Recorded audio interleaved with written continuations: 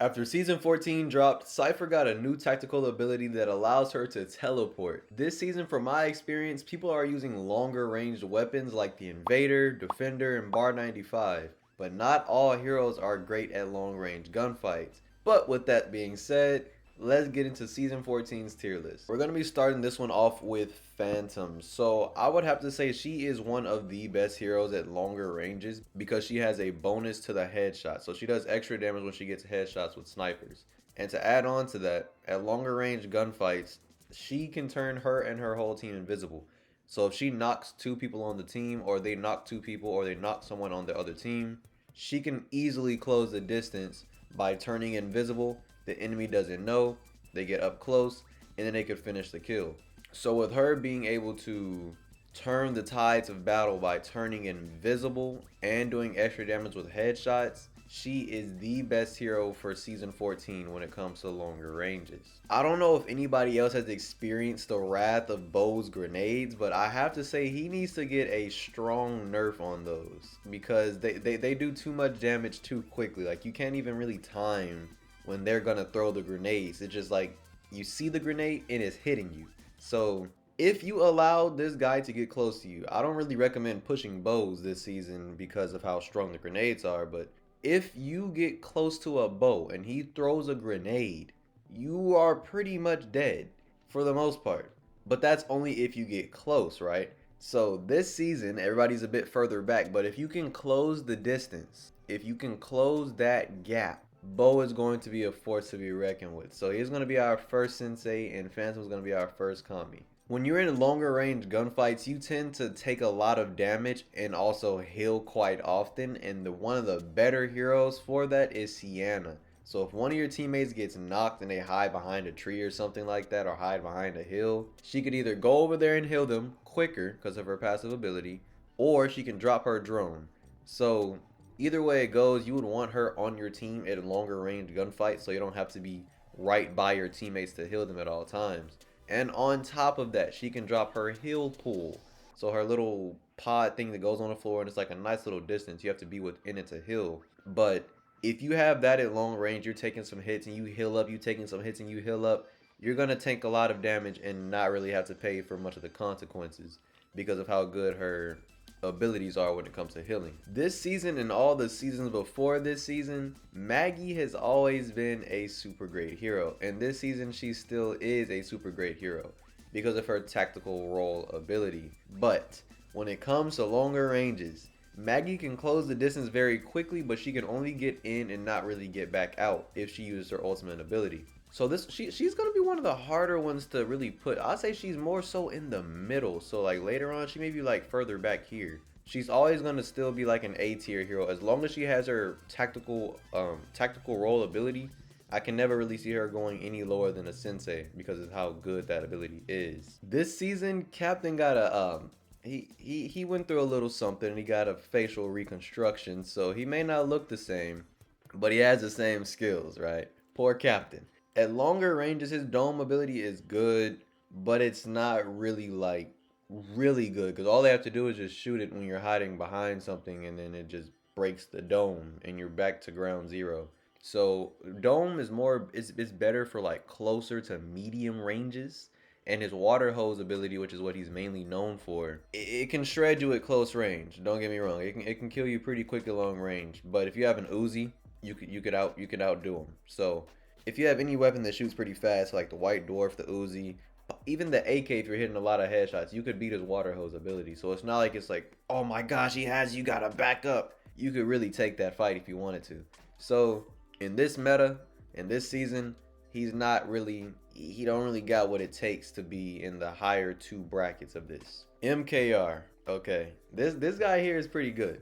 Primarily for his primarily because of his ultimate ability. He can drop the launch pad and he can either engage or disengage from enemies. So if you don't want to take a fight, or if y'all are losing a fight at long range, you say, okay, we need to reposition. Or if you knock somebody and you want to move in, get closer, and get a better advantage on the enemies, MKR will be one of the best people to do that with. So you want to reposition, you want to fall back, you can do anything you want at longer ranges. You have the cards and the power in your hand. MKR is one of the best heroes this season. After I've used Ember quite a bit, I realized that I've underestimated his abilities and the way that you're supposed to be using him. At longer ranges, right? Let's just say, this is just gonna be like a cool little example. If you have an Ember and a Phantom, if Ember pops his ult and then Phantom pops her ult, and y'all just walk straight out of his dome. So he pops his dome ability, his ultimate ability, and then y'all turn invisible inside of his ultimate ability. Y'all could just walk out and nobody knows what happens. So imagine how much distance you could cover without anybody even knowing what's really going on. So, and then on top of that, he can see through smoke.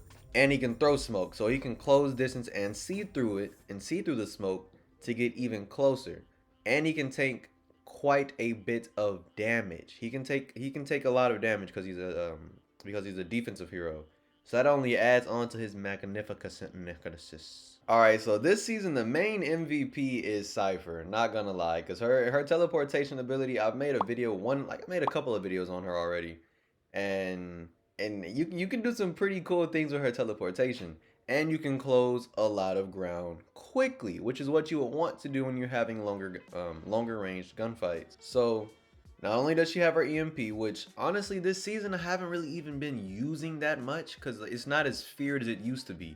So people just straight up will run inside of an EMP just to kill you because they know that it doesn't really do much damage, but it can still disable Ember's ult and a lot of other people's ult here. And something I don't think a lot of people know is that she may not be able to destroy Maychelle's ultimate entirely, but she can destroy the shields on Maychelle's ultimate. So if you jump up to the top of her tower and you throw the EMP, it's gonna break all the shields around there. So she's just gonna be a sitting duck on top of there. So that's just one little thing. I'm gonna be talking about that in a future video, my Syfer guide coming soon. But yeah, so Syfer, she's one of the better heroes this season.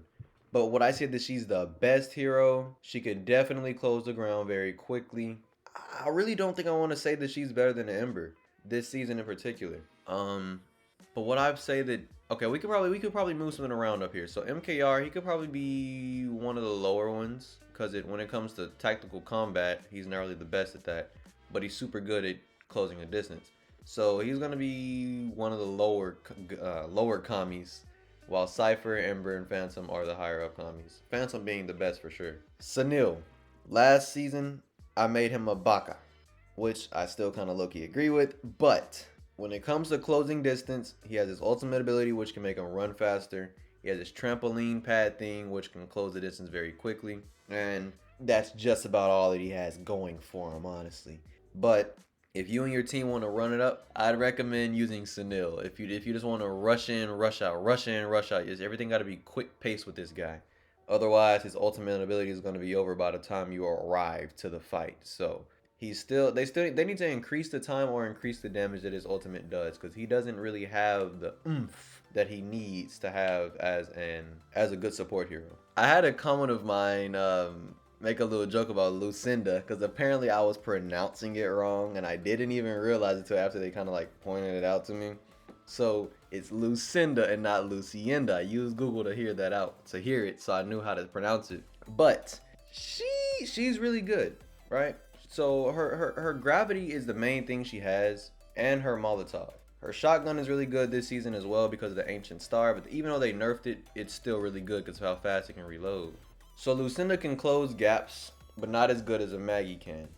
But when it comes to fighting and combat, one-on-one, Maggie may win. But when it's a full squad, right, that's a bit of a different, that's a horse of a different color. That's a whole different situation. Because Lucinda can affect an entire squad with a Molotov or with her ultimate ability, the gravity vortex type thing. So it's not really much to even say about her, but she's really good. If you can pull people from behind cover and you can keep people in a certain spot if you want to, or make them move out of that spot by throwing your ultimate ability, she's really good. Now this hunk of meat right here can take a whole lot of damage, man. So honestly, he can close the distance, he can move in, he can fall back, he can do whatever he wants because of how beefy he is as a hero in general. So after facing off quite a few Ducksides, fighting them all the time, They could literally just straight up run away. They could literally just run away, pop their ult, pop their tactical, and roll away. And you can't do anything about it. And they're just gonna be doing a duck emoji as they roll away too. So this guy here, he's really good. This is actually a little bit of a hard one here. So I'm thinking maybe here. This fits the best for a Ducksyde. He can tank a lot of damage. He can push in, he can push out. He could probably survive a Beau's grenade and just roll away.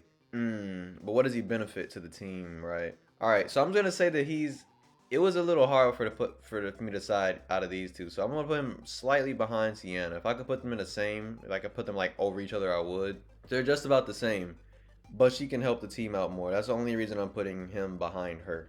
Watchman. I think Watchman is more of a medium range hero. His shield can be broken pretty easily if you just shoot at it. It's really not that hard to break it. But his turret is the main thing that gets people worried, and he can't even throw it that far. Imagine if he could. This man would have a football quarterback arm, man. He would be insane. So I'm gonna have to put him there. The turret can easily be evaded. You can easily dodge it and just fly out of its range. And we're talking about long range here. So nah, I'm gonna have to put him back here, because Sunil can close the distance quicker, and he can help out his whole team more. Sorry, Watchman. And then we have one of the newer heroes to the game. So she can get high ground anywhere she's at, but that could also be a good and bad thing. So if you have high ground already, you're on a hill. So let's say you're on a hill and you pop your ult and you already have high ground, you can get even higher ground. Okay, that's good. But if you're on low ground, then you pop her ult, it's like you want to be shot in the head, get like free headshots. So, but you could also not even jump up to the top of her tower. You could just use it as cover. I'm not sure if they fixed her passive ability yet with like the sixth sense type thing where you could see the enemy like looking at you before they shoot you or something like that. But if they did fix that, let's just say that they did. Farlight, don't fail me here. We're gonna put her here. She's really good, could benefit the team by letting everybody know where the enemies are, and she can get cover anywhere pretty much. And then her tactical ability is really good. She can throw it very far. You can move people from whatever spot you want them to move from. So that's really good. When it comes to healing, the first two heroes that may come to mind is Momoi and Ceanna. And everybody would usually choose Momoi over Ceanna because she can just, even if she's dead, she can still help out the entire team.